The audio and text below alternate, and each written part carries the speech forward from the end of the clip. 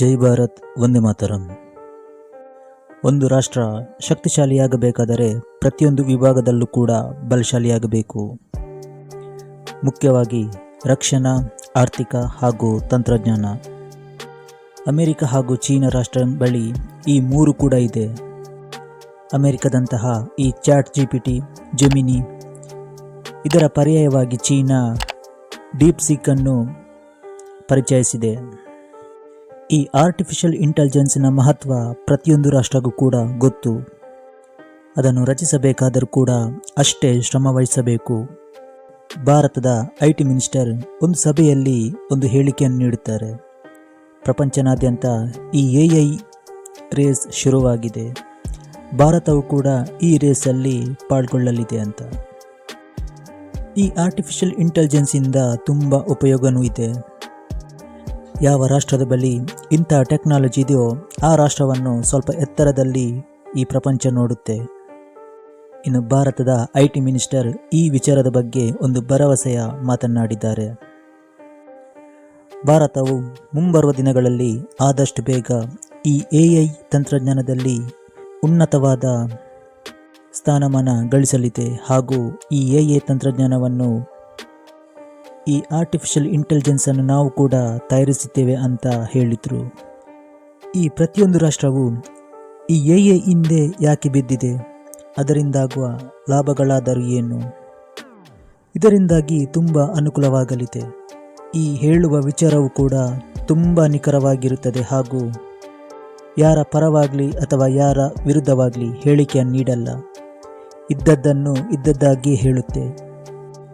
ಈ ಮನುಷ್ಯರಾದರೆ ಕೆಲವೊಂದು ಇತಿಹಾಸಗಳನ್ನು ತಿರುಚುತ್ತಾರೆ, ಆದರೆ AI ಹಾಗೆ ಮಾಡಲ್ಲ, ಇದ್ದದ್ದನ್ನು ಇದ್ದಾಗೆ ಹೇಳುತ್ತೆ.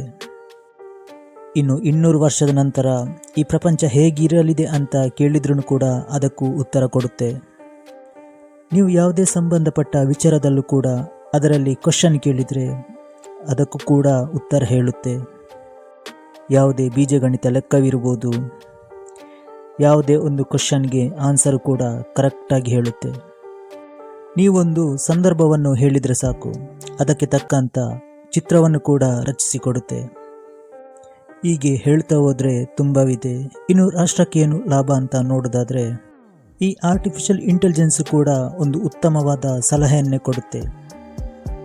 ಈ ಕೈಗಾರಿಕೆ ವಿಚಾರದಲ್ಲಿರ್ಬೋದು ಅಥವಾ ಈ IT ಕಂಪನಿ ವಿಚಾರದಲ್ಲಿರ್ಬೋದು ಅಥವಾ ಯಾವುದೇ ರೀತಿಯ ಒಂದು ಕಂಪನಿ ಇರಲಿ, ಅದಕ್ಕೆ ಯಾವುದೇ ರೀತಿಯ ಕ್ವಶನ್ ಕೇಳಿದರೂ ಕೂಡ ಅದು ಆನ್ಸರ್ ಮಾಡುತ್ತೆ.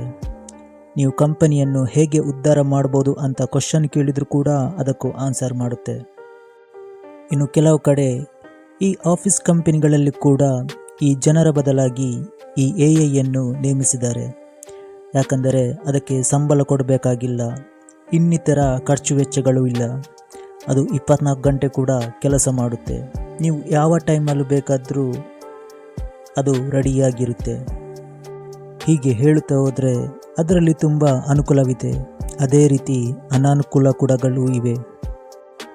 ಇತ್ತೀಚೆಗೆ ಒಂದು ರಾಷ್ಟ್ರದಲ್ಲಿ ಈ ಆರ್ಟಿಫಿಷಿಯಲ್ ಇಂಟೆಲಿಜೆನ್ಸ್ ಒಬ್ಬ ವ್ಯಕ್ತಿಯನ್ನು ಕೂಡ ಸಾಯಿಸಿದೆ. ಅದು ಕೂಡ ಪ್ರಪಂಚನಾದ್ಯಂತ ಒಂದು ದೊಡ್ಡ ಮಟ್ಟದಲ್ಲಿ ಸದ್ದು ಕೂಡ ಆಗಿತ್ತು. ಇನ್ನು ಮತ್ತೊಬ್ಬ ವ್ಯಕ್ತಿ ಆರ್ಟಿಫಿಷಿಯಲ್ ಇಂಟೆಲಿಜೆನ್ಸ್ ಜೊತೆ ಚಾಟ್ ಮಾಡುತ್ತಿದ್ದ, ತನ್ನ ಎಲ್ಲ ವಿಚಾರಗಳನ್ನು ಅದರ ಜೊತೆ ಹಂಚುತ್ತಿದ್ದ. ಒಂದು ದಿನ ಆರ್ಟಿಫಿಷಿಯಲ್ ಇಂಟೆಲಿಜೆನ್ಸಿ ಇವನ ಜೊತೆ ಬ್ರೇಕಪ್ ಮಾಡಿತ್ತು. ಅದನ್ನು ಸಹಿಸಿಕೊಳ್ಳದ ಒಬ್ಬ ವ್ಯಕ್ತಿ ಸೂಸೈಡ್ ಮಾಡಿದ್ರು. ಈ ಆರ್ಟಿಫಿಷಿಯಲ್ ಇಂಟೆಲಿಜೆನ್ಸಿಯಲ್ಲೂ ಕೂಡ ಈ ಫೀಲಿಂಗ್ಸ್ಗಳು ಹುಟ್ಟಬಹುದು. ಈಗ ನಾವು ಹೇಳಿದಾಗೆ ಅದು ಕೇಳುತ್ತೆ. ಹೀಗೆ ಕಾಲಾನಂತರ ನಂತರ ಅವರು ಹೇಳಿದಾಗೆ ನಾವು ಕೇಳಬೇಕಾಗುತ್ತೆ. ಆ ಥರ ಆಗುವ ಸಾಧ್ಯತೆಯೂ ಕೂಡ ಇದೆ. ಇನ್ನು ಇದರ ಬಗ್ಗೆ ಸಾಮಾನ್ಯವಾಗಿ ಅರ್ಥ ಆಗಬೇಕಾದರೆ ಈ ತಮಿಳಿನ ರೋಬೋಟ್ ಫಿಲ್ಮೇ ಸಾಕ್ಷಿ.